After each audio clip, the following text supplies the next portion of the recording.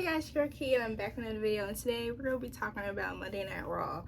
And this Monday Night Raw, I really liked it. I really liked it because of my man Jey Uso. I feel as though I have good hopes for next week. I just do. I have great hopes for next week because Jey Uso has had a lot of opportunities. A lot of short hauls, all that, and now he kind of seems like it's time. Like, it seemed like it was time before. I will give y'all that. It seemed like it was time before, but now I see it even more. I see a lot even more.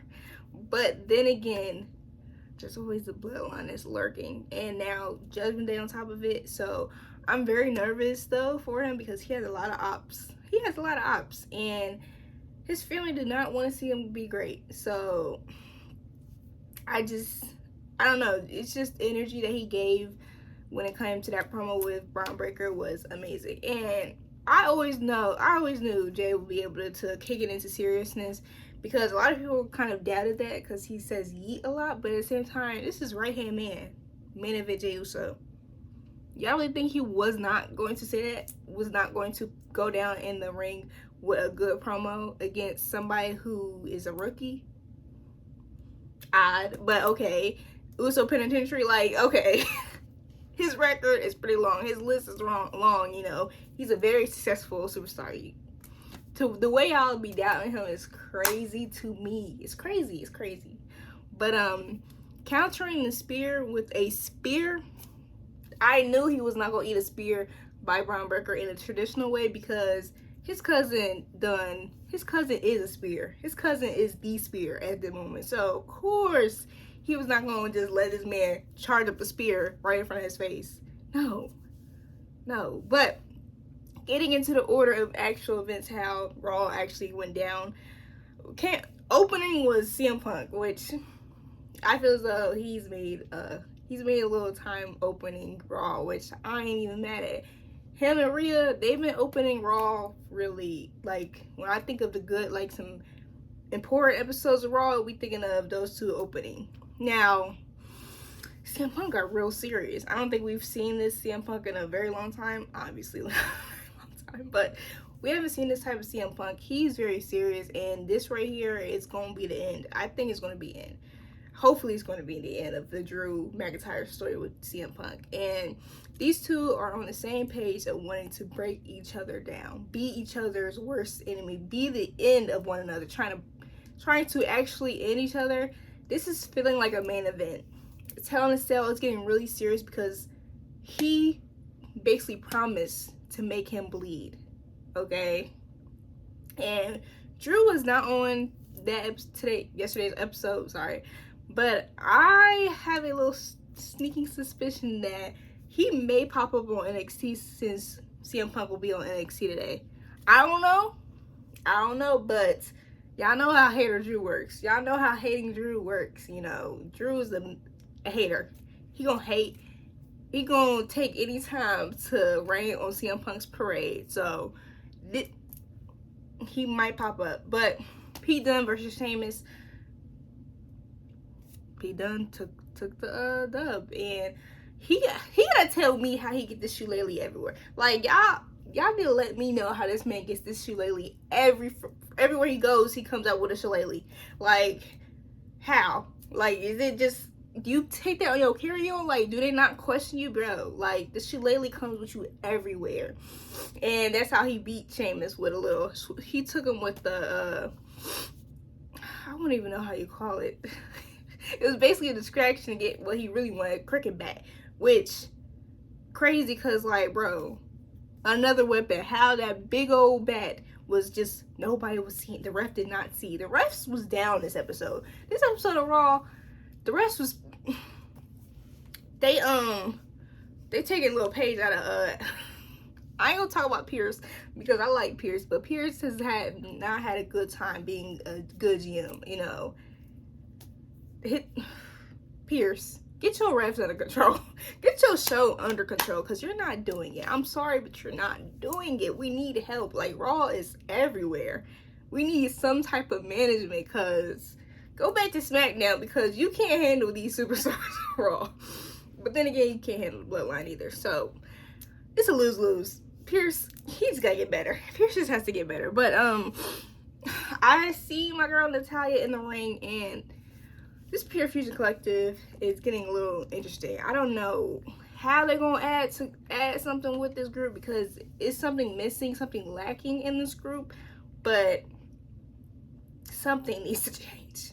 Something needs to change. But my girl Natalya got the dub, and honestly, I have to say, as somebody as experienced as Natalya, she's constantly getting better in my opinion. Like, she's constantly staying on that level where she's either gonna go up, she doesn't go down, and it's very important to have somebody like that in the locker room because the other women are able to learn off of her and actually get some of that experience and actually get the confidence that she has as well, just looking at her in the ring and also being in the ring with her. So I'm glad Natty is back.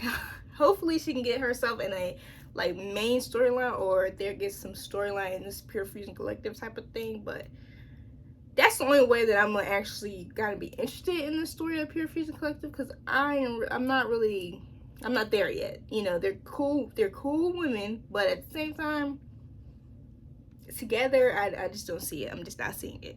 Y'all tell me if I'm missing something, because I like to see it because they're on the screen every week, so I love to see what it is, but it ain't it. But as I was talking about Jey Uso, he had a little promo with Braun Breaker getting ready for next week's Intercontinental Championship match, and Braun Breaker, these tans are just getting out of control. Like, I ain't gonna say fire your tan person because the economy ain't good right now, but tell your tan person how to do something, because I ain't really liking it. You looking oranger and oranger every day, and that's not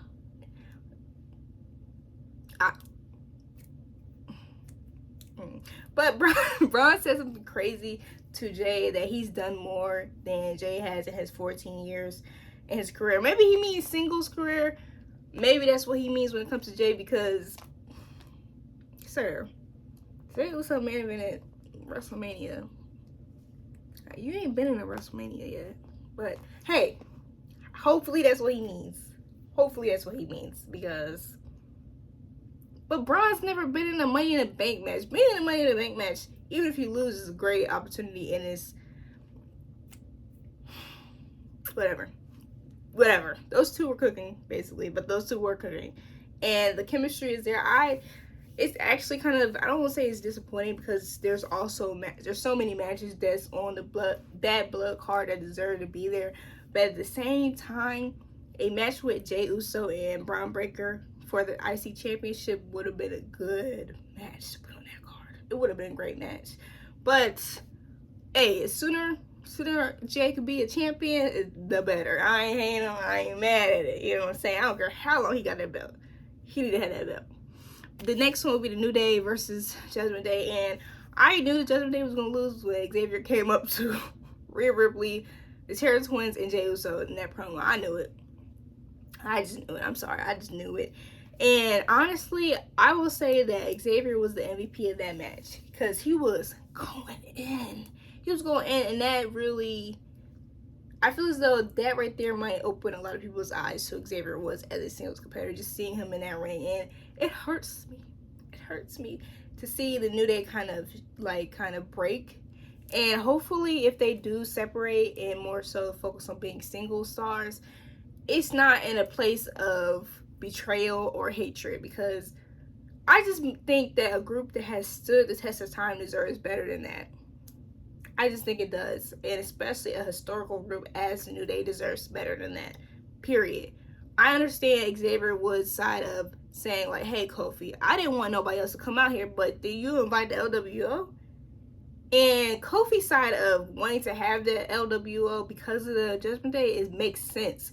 Like, to say that you want to do this alone, knowing that they come in strength and numbers, like, it makes no sense to me. But Kofi should have said something. Maybe Kofi, because he's the veteran of the group, thought, let me just do this and Xavier will be fine with it. But the communication needs to get better. And I don't need to see them break it apart, because I ain't with that. I'm not with them just being against each other. It's it's gonna be common, and it's a common trope, and it kind of makes sense, but at the same time, it hurts. It hurts. I tweeted like, them breaking up will be as bad as the night Roman Reigns lost that belt. That's how I'm feeling. That's how I'm feeling, because it's a slow burn. It's like, now you don't got E.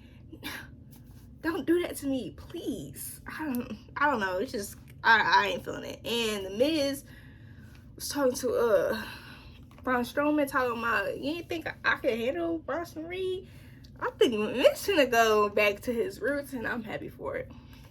Excited. Hopefully when Truth comes back, Truth gets on the same page as Miz, because that's another group I don't need to have friction between one another. But that match, that brawl between Braun Strowman and Bronson Reed, that's how you book big dudes, man.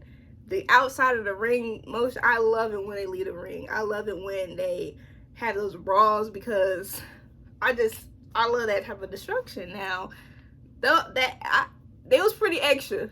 Those things that fell off top of the shelves, that was extra. But other than that, having those two men go at it like that, and then they both be out, Triple H booked that. He booked the mess out of that. And I couldn't think of any other way to do that, because you don't necessarily want to give a victor, because when there's already a victor, then it's like, okay, we know who the strongest is, we know who the guy with the big muscle, so you under him. But like, now you get the more time to see who out of these men gonna be the real monster. And I'm here for it. Kaiser, Sami Zayn, and Gunther. I'm gonna say this, and it might, I don't know if y'all gonna feel it, because I don't know if I'm gonna explain it right, but Kaiser and Gunther kind of give more so partners instead of flunky. I don't see, Kaiser's not really Gunther's flunky. He doesn't act like Gunther's flunky, but he doesn't necessarily act like his equal also. So it's like he respects Gunther, and Gunther respects him as well. Like, there's a mutual respect. And for somebody like Kaiser, which I'm starting to love Kaiser, somebody like Kaiser with a great mouthpiece, usually you put someone like him with somebody who is a powerful wrestler, has everything, but he doesn't really know how to go on the mic well. But Gunther knows how to go on the mic. They both know how to do great promos, so it's like they complement one another.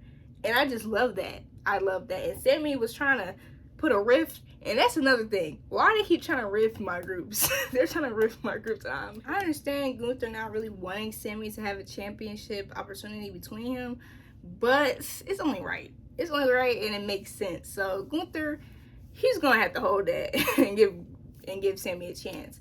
But Gunther, you have to win it too. We don't necessarily want you not to be champion no more. Okay, you're gonna have to win it. Don't be scared. Dom and Damian went at it, and another case of winning the match, but not winning the nights. And that's what happened to the Terror Twins. And Jey Uso got that spear off, but then Braun Breaker came back and speared him down. He was on the ground even after Raw. Still on the ground. I kind of think that means that we're going to get Jey's IC Championship, but hey, that's what I'm thinking. That's how I feel. I feel like that's what's going to happen. But after the match, when Damian did what he had to do, did the only thing he could do against Dom, beating him, pinning him 1, 2, 3, the punks of the Judgment Day decided to jump them. And the Judgment Day and the street trash thing, I can't believe they're actually wearing those shirts. I'm proud at being street trash, especially after when Gunther calls you street trash, you wasn't feeling it, but now you feeling street trash. Y'all a bunch of hypocrites. And the fact that Finn Balor said that he was the one who was in Dom's ear, I told y'all day one Finn was a snake. I told y'all that. I told y'all Finn was a snake. And that only proved the fact that don't nobody care about Dom. Don't nobody care about any of them. Finn and Liv are just caring about themselves. They just care about themselves, because Finn's only mad that they didn't give him a belt other than a tag team belt. Because other than that, they all been family to one another. Finn just mad he ain't get a belt out of it. But them putting them down after Raw, the second week in a row, the Terrorized gonna have to come with something. They have to come with something because week after week, y'all getting down like this. Rhea probably need to make a friend. My man Damien need to make a friend as well because it ain't working. I think they finna do it because Ilya, they tried to intimidate Ilya and that ain't work because he's the mad dragon. You're not finna intimidate him. So hopefully next week we get a little something with that because that right there is I love how they do that. I love how those small things end up going to something amazing. But that's my feelings on Raw. That's to talking about Raw. Let me know how y'all feel about last night's episode Raw. Tell me how y'all feel about certain feuds and if y'all think Jey Uso's gonna get that championship. But thank you for watching. Please like, comment, share, and subscribe. Bye.